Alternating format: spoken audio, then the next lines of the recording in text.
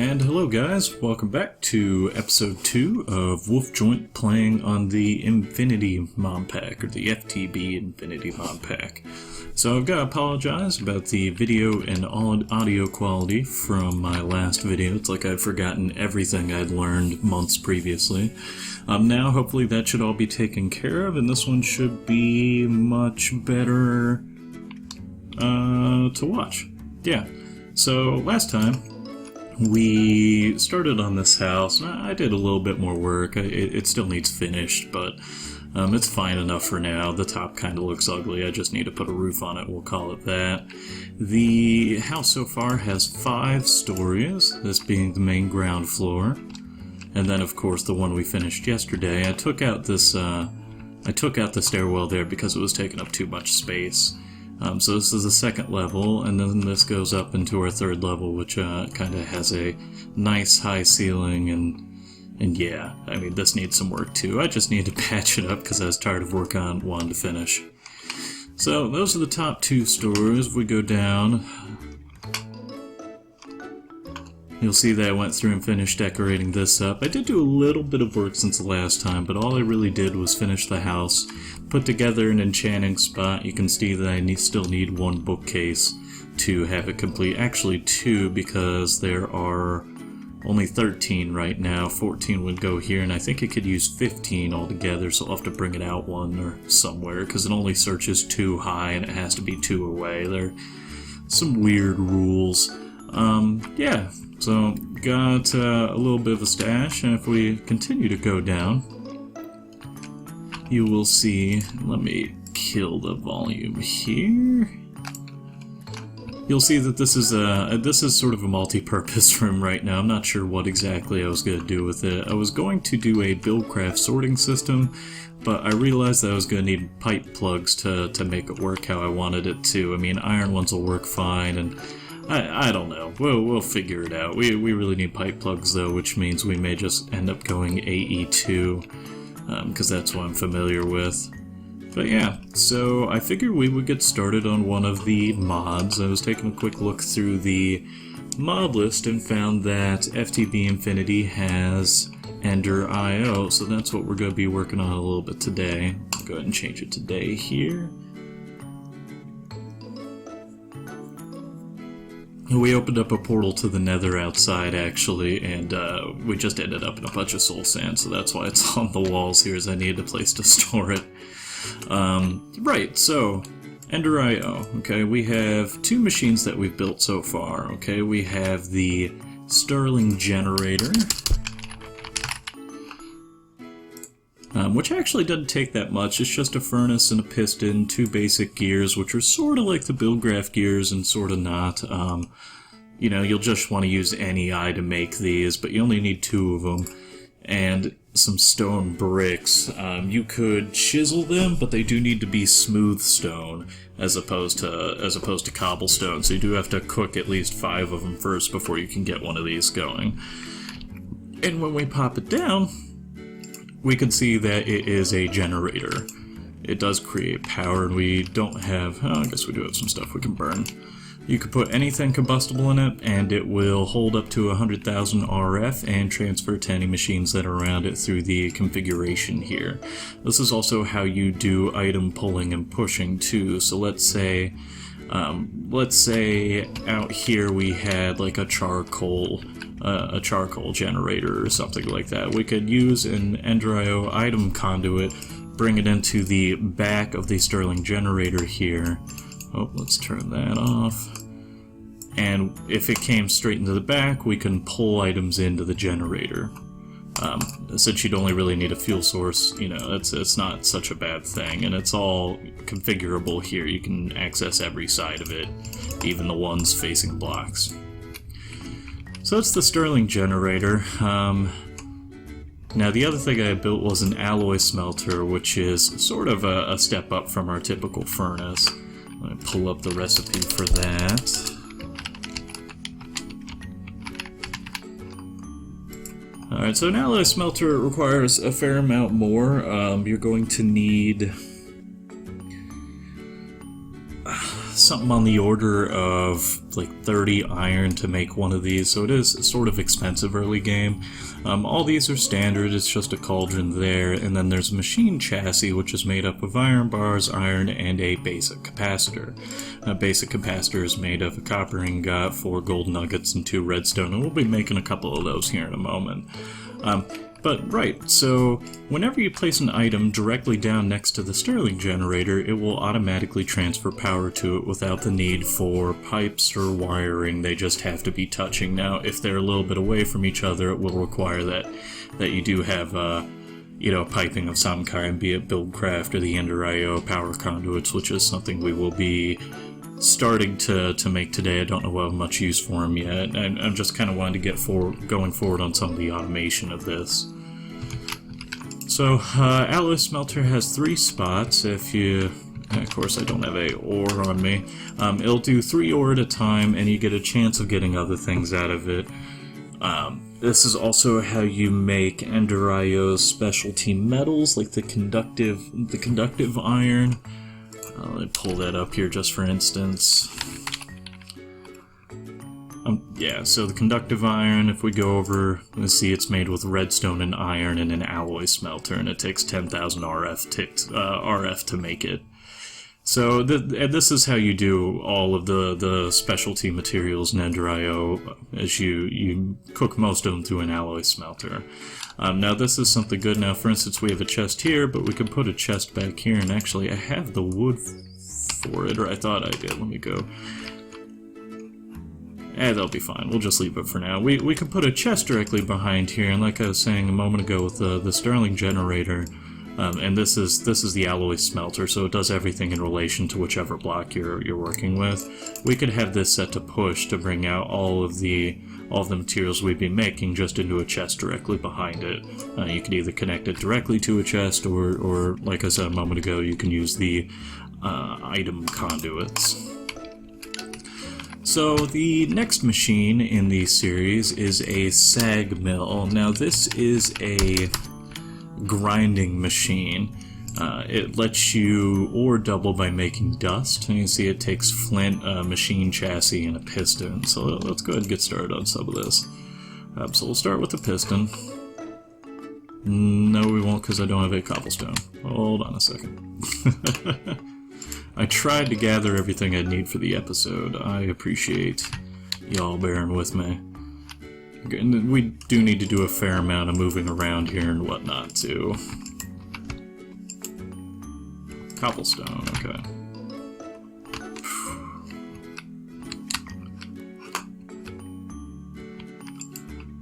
Okay, now we have cobblestone. So if we do the sag mill, we'll start with a piston. Oh, and it's just not going to work. Okay, that's probably because they're in the chest and not in my inventory. So let's try this again. We start with the piston.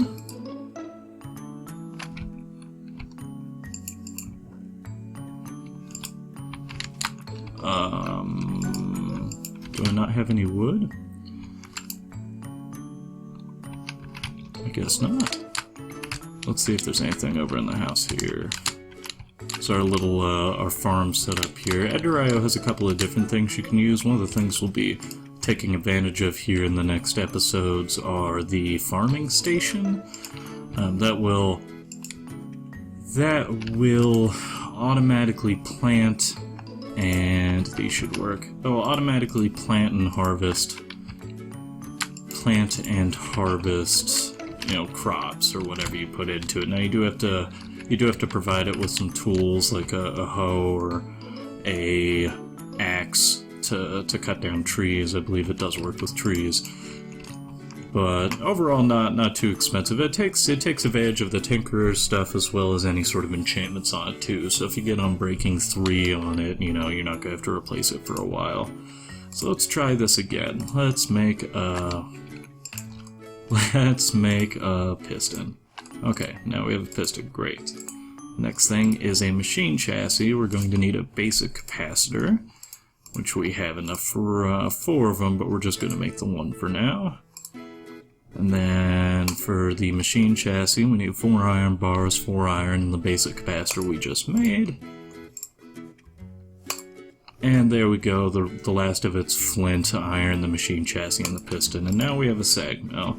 So we just pop that down right next to the Stirling generator, and you'll see that the generator is already moving RF over to it for it to be powered.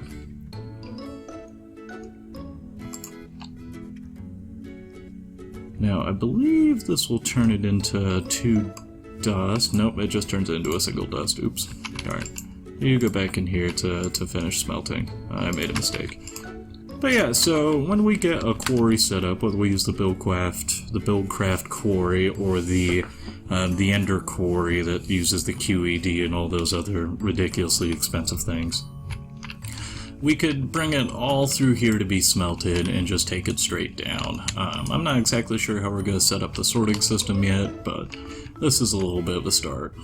Now, let's see here. I hadn't really planned out much more of this, but I know one of the things I want to make is the Staff of Traveling, which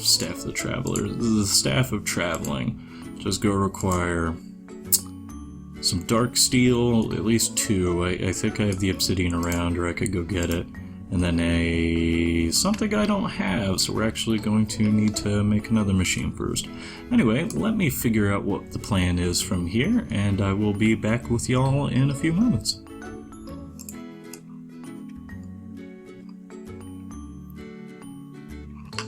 There's no way he followed me all the way back up here. I ran into a skeleton down here, mining and trying to find some diamonds for a quarry, and it followed me for a while. And I keep hearing this bone sounds being damaged up here in my house. Maybe it's upstairs. I thought I put torches down. Oh, there ain't nothing in here. I'm just being paranoid. Anyway, so I went down and got a couple stuff. I found enough diamonds for our quarry, but I figured I'd show you how the sag mill will ore double. So if we put iron in there, it should pull out and give us 2 iron dust. Fantastic, it worked.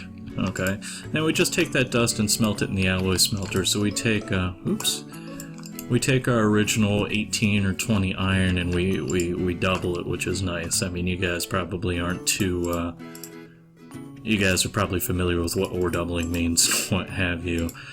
So the next thing we're going to do while we're here, and I hadn't shown you this last time, but this will be a good opportunity to, just with about everything else, you can actually upgrade the EnderIO machines with capacitors. So if we were to take that, and some copper, and let's see what we need for a capacitor.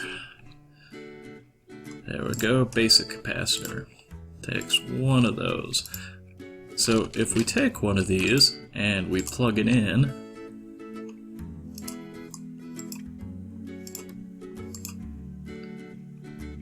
well, maybe it has to be a dual layer capacitor. Let's see what it takes to make that.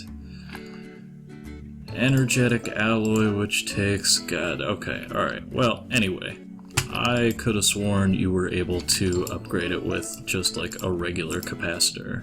Nope, has to be double layer. Well, we'll just put you in the chest because I don't have any glowstone right now, and we'll have to come back to that.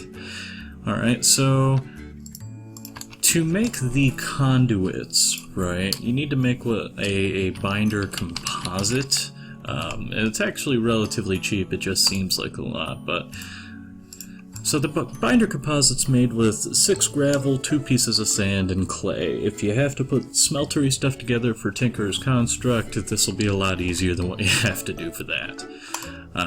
And after you do that, it will give you binder composite. You take the binder composite, cook it in an alloy smelter, actually. Cook it in alloy smelter, and you come out with this stuff, conduit binder. Now, to make your basic energy conduit, you need conductive alloy, and we've made some of that. Remember, that's the redstone and the iron. So let's go ahead and make ourselves a batch. So now, we have 16 conduits that will all connect. Now, we don't really need them here, but you'll see that they're nice. They're nice and what's the word? They're nice and compact. You can stack different types of conduits in the same block, so you can have fluid, item, and electrical conduit all going through the same block. It doesn't take 3, which is pretty handy considering a lot of the other ones take quite a bit of space. Now, so we've got that. Let's take a look at what the sag mill spat out. So we put in 19 or 20 iron, and it came out with 38 pulverized iron, which we can just take and throw in the alloy smelter, and it will start cooking it for us. But we also got some ferrous metal, some pulverized tin, and some cobblestone. So what the sag mill does is it gives you a way to get more out of your ore than simply just what it is. So we'll have to cook all that as well. But I've got those, and we've got a good start. Now, let me make sure I have everything for the quarry. We've got...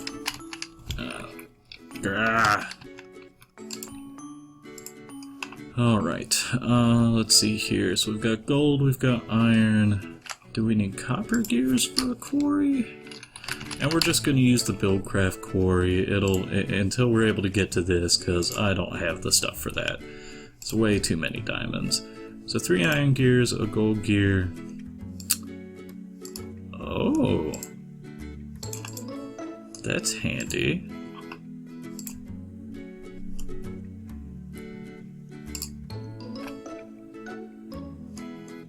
Sorry, they they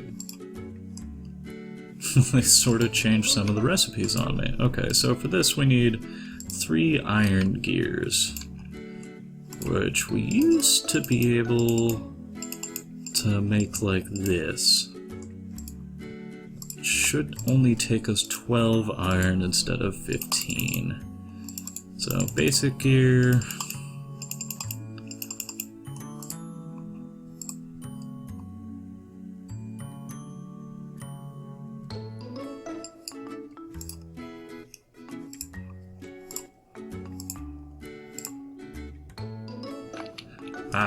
Okay, it's stone first. I'm sorry. Alright, so 2, 3. Okay, there are stone gears. And we need 3 iron gears. And there we go, there are iron gears. Yes, it is hard as a rock and stainless. Those are the... That's not me being rude, those are the achievements that come up. Okay, and now we need a gold gear. So we're going to need, actually we need 2 gold gears, so we're going to need 2 more wooden gears. We'll need to turn into stone gears. So where's the rest of that cobblestone? Okay, and this is going to take some more iron. And now we need gold. Alright, so there's our iron gears, our gold gears, and no, it isn't made of honey. So we've got iron, gold, and now we need our diamonds, so we have to go up the chain one more time, so 2 of those, 2 stone gears, 2 iron gears, and actually we'll need some of the iron we cooked earlier.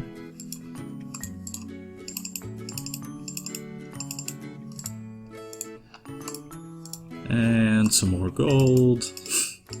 This is a pretty tedious process, but I thought it was important to see the recipes.